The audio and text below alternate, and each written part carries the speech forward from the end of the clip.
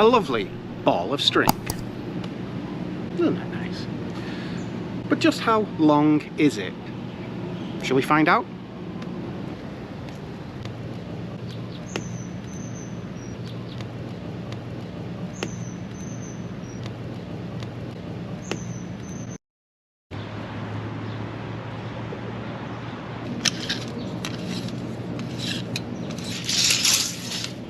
Ah, too short.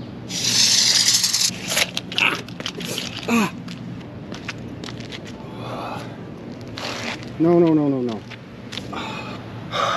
I don't know how long this ball of string is, and nobody in the world does.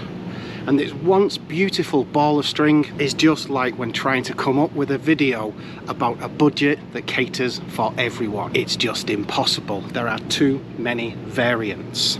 So instead of making a video that caters for every single person on planet Earth, which would be entirely impossible, I've decided that I'm going to make one video about my personal budget, and I'll give you a few variables on that, and from there you should be able to make your own budget from there. But before we do all of that, one very important aspect of any budget is, of course, food. So instead of looking at this ugly mug, why don't I take you down to one of my favourite shopping places in Khon, and that is, of course, Macro, where I can tell you about my budget and you can have a look at the current prices of food, and that will allow you to tailor your budget further still. You ready to go? Okay.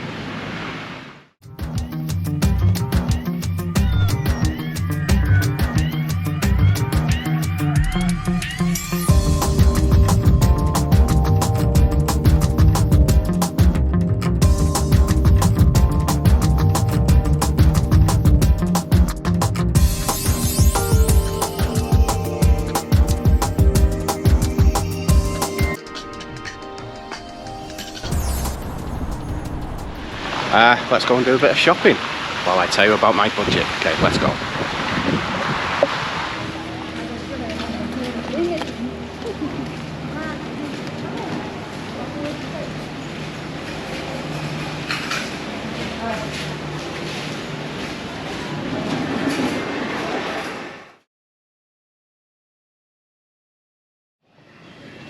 First up on anyone's budget has to be accommodation. And unless you're going to crash with a friend, or you're already married to a Thai lady and you're going to come over, buy land and then build a house, you can buy a condo or an apartment. But my advice would always be to rent first. Let's just say you're now thinking of coming to Khon. You turn up, you buy a condo, and next door are the neighbours from hell. You're stuck. Or you come to Khon and then after 6 months you realise you don't like it. You want to move, but you bought a condo. You're stuck. So I would always rent. Okay, that would be my advice. If you are looking to rent, then there are loads and loads and loads of properties available in Khon. So I did a quick search on Facebook. Ta-da! And rental prices vary wildly from around, I'd say, 5,000 baht up to about 30,000 baht a month, and every other price in between. Of course, you can get cheaper than 5,000 baht. I would personally say if you're looking for a house, like a bungalow, 1-2 bedroom bungalow or a townhouse, you can get those for 5,000-6,000 baht, probably unfurnished, up to about 7,000 or 8,000 baht furnished. So if we said around 7,500 baht would be a good starting point. But of course, not everybody wants to live in a house, and there are of course lots and lots and lots of condos. Now again, I would say they go from 7,000 baht, 8,000 baht, anywhere up to about 15 or even 20,000 baht depending on your budget and what you want. I will work out now that an average price, I would say, for a condo or a semi-decent house is between 7,000 and 8,000 baht. So my overall costs for accommodation come to a grand total of 0 baht. As I've already explained, my missus and I, we own our house already, so we have no rent and no mortgage. Another thing that's massively important, and if you've watched any of my videos, you know I haven't quite done it yet, you have to consider health insurance. I don't have any at the moment, so again, I've not added this to my budget, but it's something really you should massively consider.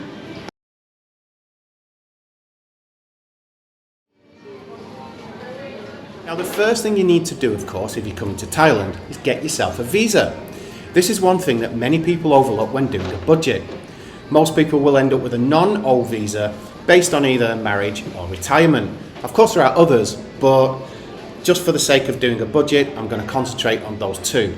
And for 1 year, the visa is 1,900 baht, or about 158 baht per month. Now, I know this bit really isn't part of your budget, but it's massively important and can't be ignored. If you are going to live anywhere in Thailand based on retirement, then you need 800,000 baht in a Thai bank account or proof of 65,000 baht per month. As for marriage, you need 400,000 baht in a Thai bank account or 40,000 baht a month.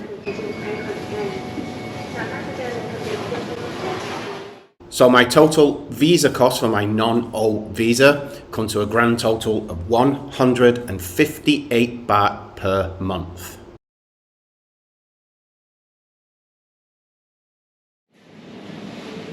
Got your visa, you're in Thailand, you've got your accommodation, you're in Kaen, you're happy, yay! The next thing on your list has to be transport. Now, this is a bit of a minefield because there are a billion ways of getting around. Actually, there aren't, but there's a lot. So I'll talk first and foremost about what I do and my budget, and then we'll move on to other options for you. For my car, I actually pay 0 baht a month because I've got no finance on it, but I do have car insurance and tax. Now again, as I said, my car's an old car and I do have top insurance on it, and it is about 10,500 baht a year or 875 baht per month. Depending on the type of car you have, and it depends on the insurance you want, you know, there are so many variables, it all depends on you. Another thing that's often overlooked is petrol, or gas for our American cousins. I drive a small 1.5 litre car, and I would say I spend around, say, 1,000 baht a week, so 4,000 baht a month. Now you can always do it cheaper. As I said, with my car insurance, it's 10,500 baht a year, plus about 4,000 baht a month in petrol. You can do it a lot cheaper if you're just wanting to get around town. Of course you can use the Songtail or the Baht bus, and currently in Kaen it's either 9 or 10 baht depending on the distance you're going to go. So obviously it's super duper cheap. There's also Grab.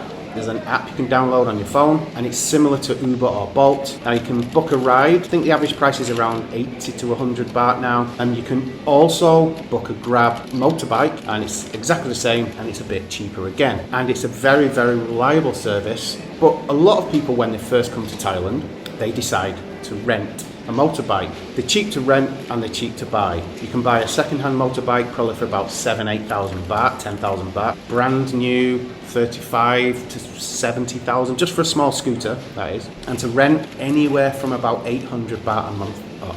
When I only used a motorbike, I would say I used on average around 100 baht a week. So 400 baht, it's like a tenth of the price of driving a car. So my total cost for transport each month comes to exactly 4,875 baht. Now the next thing on everybody's budget has to be internet, and to a lesser extent TV. For me, I do tend to go overboard a little bit with this part of my budget, but the missus and I love watching movies and I love football. So we do pay quite a bit. Of course you can pay far, far less. My home internet is with a company called 3BB. There we go. And I pay 699 baht per month. And to be honest, it's really, really, really fast and reliable. Over the years, we've had very, very few problems. A couple of times in the rainy season, but to be honest, when you have a few problems with connections in the rainy season, that's part and parcel of living in Thailand. I also have internet on my phone with a company called AIS. It's 2,500 baht per year, which sounds quite a lot, but it's actually really, really good.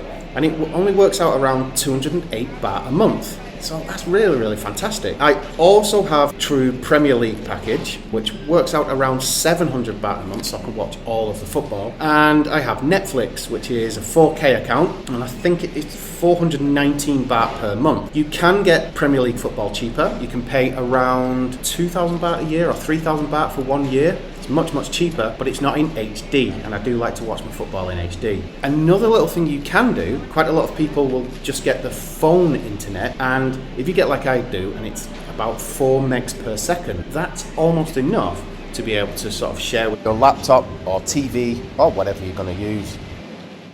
My combined internet and TV costs each month comes to 2,026 baht. Now, next up on anybody's budget, unless you're going to just live in a hotel all your life, has to be utilities. In my utilities, I've included electricity, water, and gas for cooking. My electricity bills vary quite a lot depending on the time of year, primarily because of air conditioning usage. It's around 800 baht a month during the winter and up to around, give or take, 1,500 baht in the hot summer. So I will average out the electricity to 1,150 baht per month. Water is up next, and to be honest, it's dirt cheap in Thailand. Ours can be as little as 80 baht a month and up to around 120 baht a month, so I'll average it out at 100 baht a month. Maybe I need to start having more showers. Now finally, there's also gas. Now many people overlook gas for cooking, but we use it almost every single day, and we use a 10.5 kilogram bottle, and it's currently 320 baht per bottle, and we use around 3 bottles on average per year. So that works out about 80 baht a month. My utilities for each month come to a surprisingly low 1,330 baht. Next up on my budget are, of course, consumables. What are they? Well, for me, this includes everything from groceries to toiletries to cat food to toilet roll to everything that you use on a daily basis. You eat, drink, use. And I would say, on average, I would spend at the supermarket or places like 7-Eleven in total around about 1,500 baht per week. Now remember that this is for 2 adults, myself and my wife, and you could spend a lot less or a lot more depending on the size of your family. This again, of course, can vary wildly depending on your tastes. I mean, do you want to eat Thai food, or is it going to be Australian steaks every day with a bottle of wine? And also, you've got to take into consideration, if you're living alone in a condo, maybe cooking will not be part of it, because in a lot of them you cannot cook. You can use a microwave, but you can't cook. So it's something you have to consider. Maybe you're just going to go out every single day, so you might end up only spending a little bit. It all depends on the lifestyle you want. Again, you could even eat cheaper than that. If you want pre-cooked food, go to a night market, you can eat literally as cheaply as about 25 baht per meal. You could save money on 100 baht a day if you really wanted, but not many people want to do it that way. For consumables, it averages out about 6,000 baht per month. Last, but certainly not least, is entertainment. What have I included in entertainment? Well, in this part of the budget, I've lumped in restaurants, going to the cinema, going for a few drinks. You know, the kind of stuff you'd do with your friends, your family, your missus, the going out stuff, that kind of thing. And I would say usually we eat out a couple of times a week at a modestly priced restaurant, and sometimes, as I will be doing this weekend, we go somewhere a little bit posher for a meal, like a nice place. Or we'll go to the cinema. And I would say that overall we probably spend somewhere in the region of around 5,000 baht in total. It sounds a lot, but it really does add up quite quickly. Of course, if you're really budget conscious, then this is one area you can really cut back. But if you just want to sit at home, you literally can just go and get your market food for 25, 30 baht, whatever, come back, eat, go on YouTube. You can live really frugally if you so wish.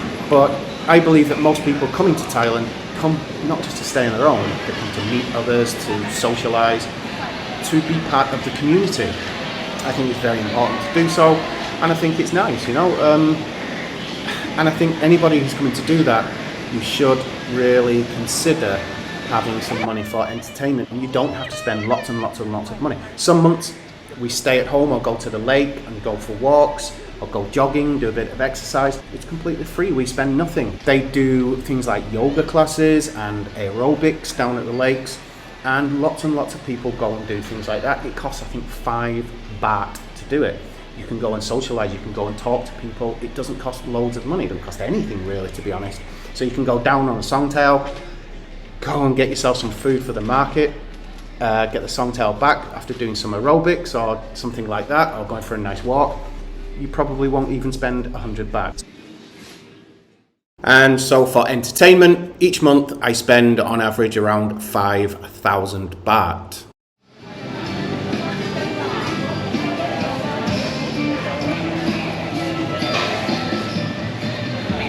Monthly budget for 2023 or 2023, however you want to say it.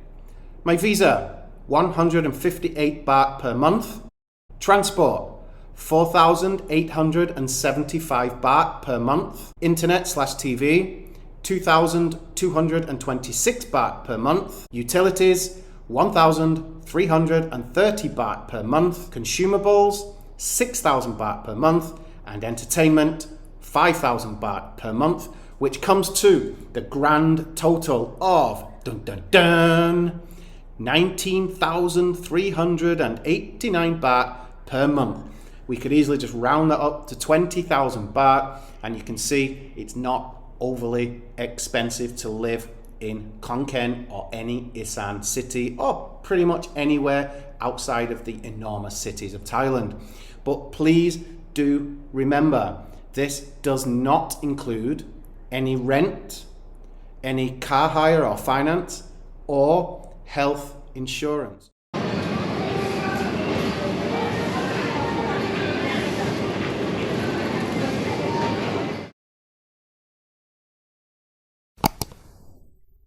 So I would say anyone coming to Thailand who does not have any property, does not have any form of transport, let's say you're going to spend around the same amount of money I do a month, around 20,000 baht. I would say for rent, you can easily get something for around 5,000 baht per month. No problems at all. So that would be, say, around 25,000 baht per month. And you can rent yourself a little motorbike for, let's say, 1,000 baht per month. You know, then you can take off some of the transportation costs. I would say you can quite easily, not including health insurance, that's entirely up to you. So I would say for living in an Isan city, you should be okay living on around 30 to 35,000 baht per month. But again, this depends on health insurance and how old you are. Again, you can live a lot more lavishly or more frugally. It's entirely up to you. But at least this budget will give you an idea of just how much it costs to live somewhere like Khon in Thailand.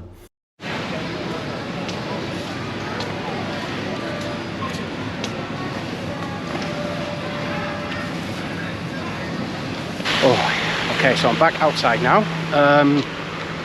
And I can't believe, after working that budget out, that I actually spend more on TV and internet than I do on utilities. Something quite weird there, I think.